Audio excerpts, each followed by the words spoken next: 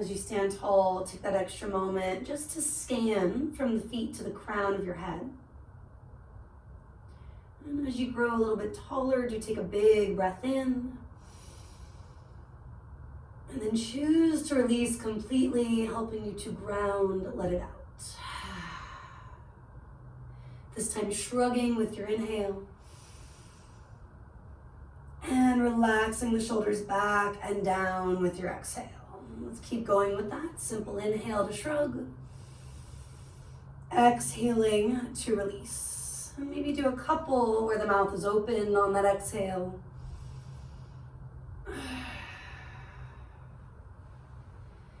And then shifting eventually into Ujjayi Pranayama, the ocean sounding breaths. And maybe starting to reverse direction with that shoulder roll. Or sooner than later, taking it one at a time. Maybe you want to return to that simple shrug and release, the first variation we did. And then eventually spin the palms forward, draw the shoulders, the back of your head gently back. Take another inhale, maybe lick your lips, swallow. And do consider a sigh or even a hoarse breath, flutter it out. One more on your own, deep breath in. And do let something up and out. And then reach your arms toward the sky. Hinging at your hips, we're gonna dive forward, take it all the way down, hands to the earth or maybe onto your own legs, your blocks. Inhaling, come to a half lift, reach the crown of your head forward. And then exhale, just melt and fold from there. Rising on the inhale, take it all the way up. And releasing on your exhale, hands are coming all the way down. So flowing at your own timing, inhale, reach. Exhaling, swan dive and fold. Keeping those springy knees, inhaling, find a little back bend feeling. Exhaling to that forward bend feeling. Rooting and rebounding, take it up. Exhaling, hands are coming down. We'll do one more just like that. Deep breath in, sweep your arms up. Diving forward, take it all down. Inhaling, lengthening from the tailbone to the top of you. Exhaling, releasing, feeling that stretch from the feet to your sit bones. Inhaling, take it up, maybe gaze up. Exhaling, hands come down. Bringing your hands to your own body for a few breaths, maybe both at your belly, or one at the belly center, one at your heart center. Observing that rise and that fall. Specifically if it's been a busy day or a busy hour, a lot of effort to get to your mat. Giving yourself a little credit, you made it, you're here. Maybe you want to lick your lips, swallow one more time. Choosing to let something up and out from there. Inhaling, sweep the arms out and up. Standing twist, you're opening to your right. Back arm can circle or both are just reaching up. Standing twist, take it to your left. And back arm can circle or both are just reaching. Diving forward and folding. On the inhale, lift about halfway, making sure we're not rocking heavy in the heels here. Same idea as you fold, feeling all four corners grounding you. Deep breath in, rooting and rising, take it up. Full breath out, hands passing through heart center, all the way by your hips. Inhaling, take it up. With your exhale, do take that standing twist to your left first. Inhaling, reach it up. Standing twist, opening to your right. Inhaling, reach it up. Standing fold, diving everything forward and down. Inhaling, create that heart opening, back bending quality. Exhale, that release through the hamstrings, the mid, upper back. Inhaling, take it up. Completing your half sun salutation variations. Exhale, hands come down. Past the heart by your hips. Take another inhale, and as you exhale, chin falls toward your chest. Breathing in, breathing out, so just circle your head and neck. Starting small, maybe getting bigger with breath, with time. Roughly a few from here, maybe 3, 4, 5. And you can always reverse direction more than once, but at least once. Choosing to confront the sticky stuff, but also really getting sensitive about anything that feels sharp, like too much.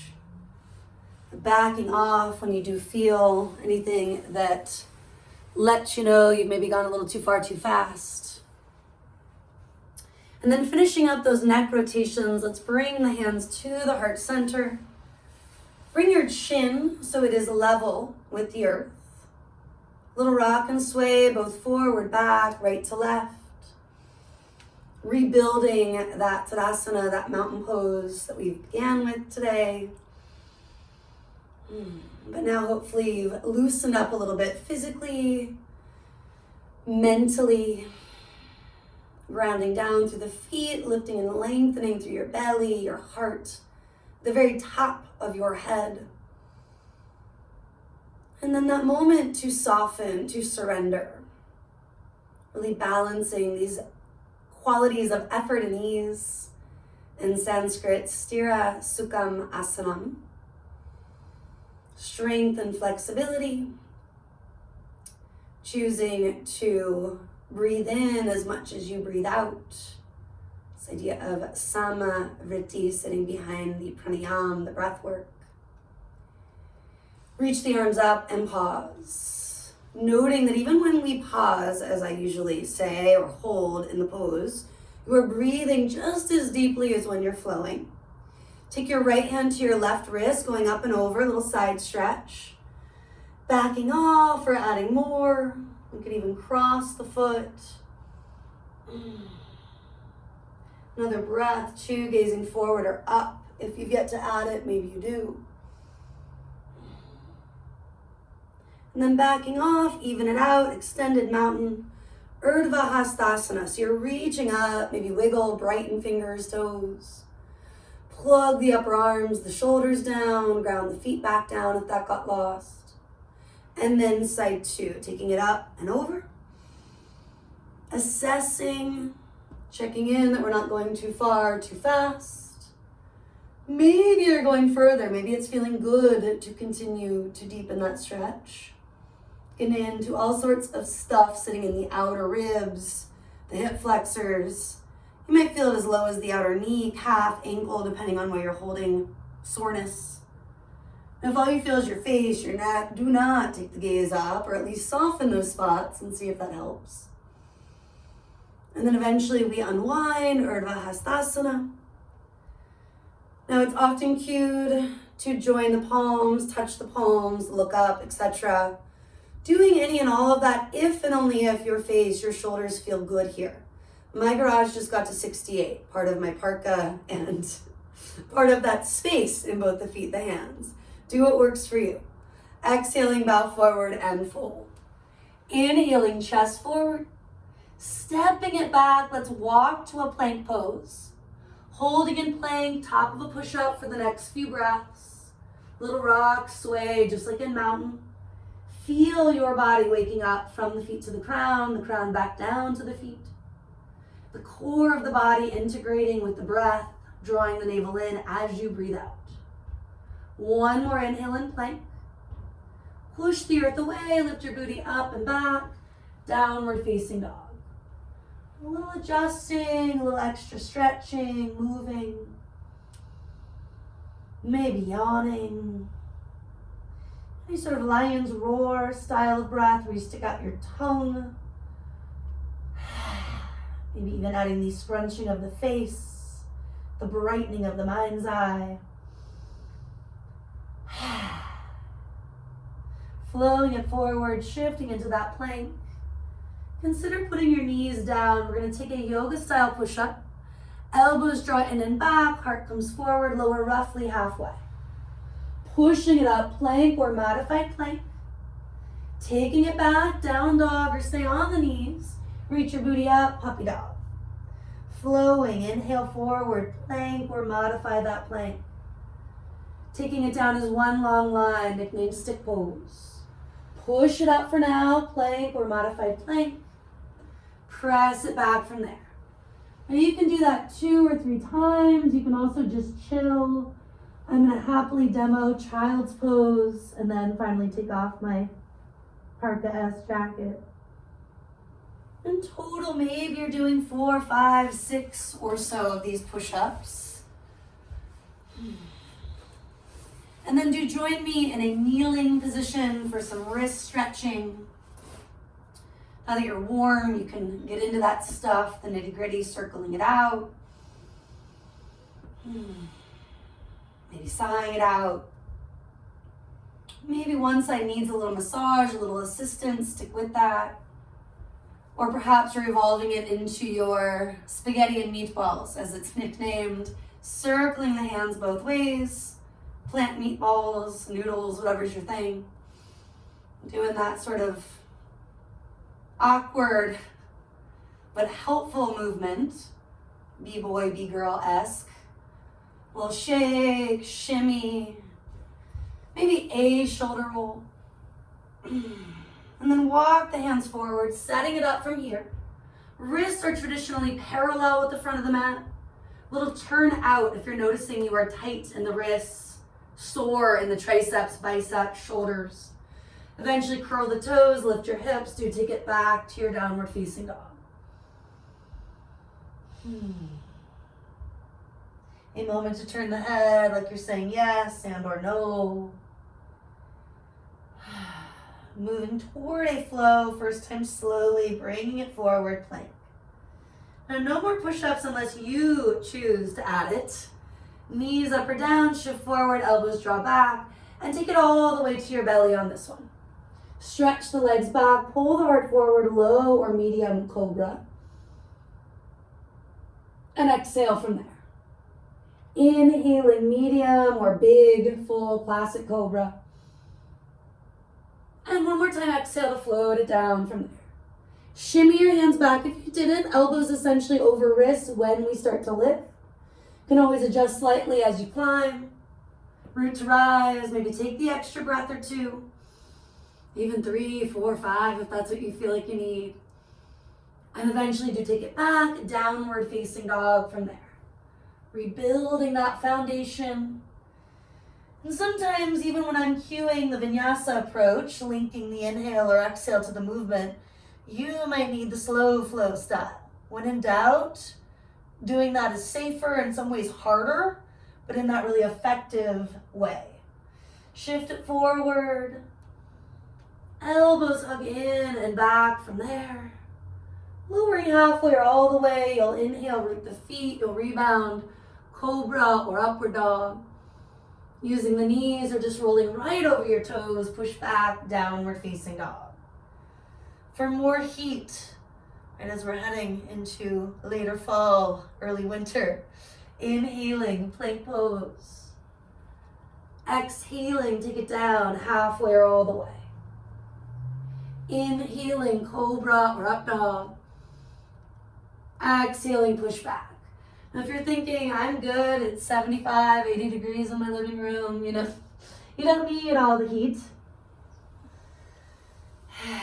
Take another 30 seconds or so, weaving back in anything we've already done. Or weaving out anything that's not working for you. And then we'll eventually walk hands back to feet. Just a simple clasping of the elbows. Letting any tension, any straining, relax and release from the upper body, the head and the neck. Getting a little more into that region right behind the heart as you sway. Part of that is just deepening the breath. Letting the exhale happen and maybe extending it ever so slightly. Switching which hands where. At least 30 more seconds or so, a few complete breaths on your own. Calming, grounding, Really reconnecting from the inside out.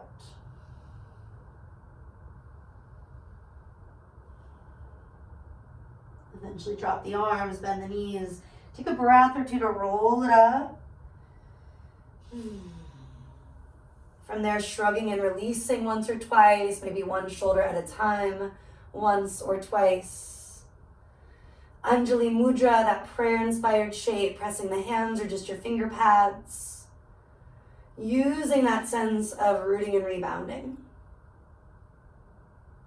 Putting in the stira, the effort, finding the sukha, the ease. Maybe lick your lips, swallow.